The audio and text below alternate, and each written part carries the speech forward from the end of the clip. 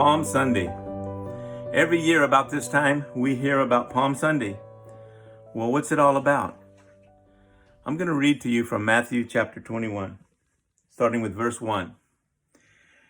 And when they had approached Jerusalem and had come to Bethphage, to the Mount of Olives, then Jesus sent 2 disciples, saying to them, Go into the village opposite you, and immediately you will find a donkey tied there, and a colt with her.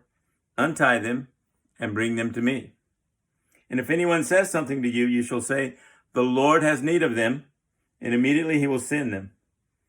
Now this took place, that what was spoken through the prophet might be fulfilled, saying, Say to the daughter of Zion, Behold, your king is coming to you, gentle and mounted upon a donkey, even upon a colt, the foal of a beast of burden.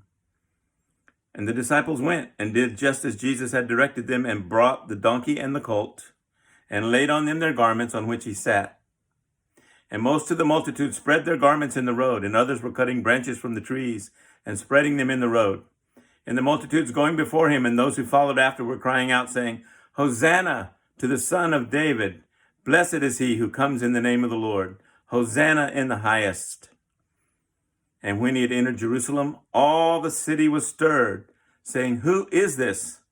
And the multitudes were saying, This is the prophet Jesus from Nazareth in Galilee.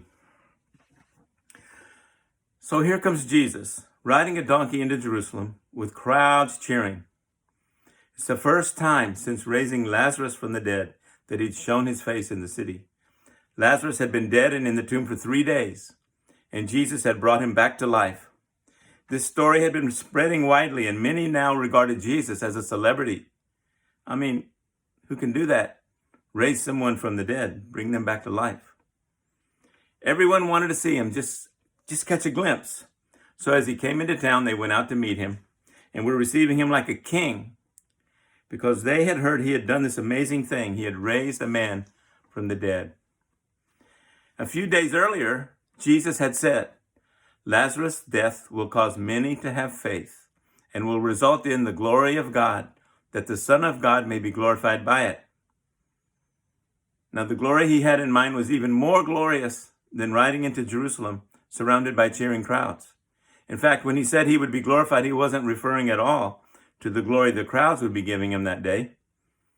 You see, Jesus knew that the resurrection of Lazarus would stir up and embolden the religious leaders to get rid of him, to kill him, a death he would embrace, a death he would conquer. This was the glory he was talking about when he said, This will result in the glory of God. So here's Jesus riding into Jerusalem, the people spreading palm branches on the road and crying out, Your king is coming. They're praising his victory over Lazarus' death. But the irony is, he wasn't coming to claim his glorious crown on account of Lazarus' death and resurrection, but on account of his own.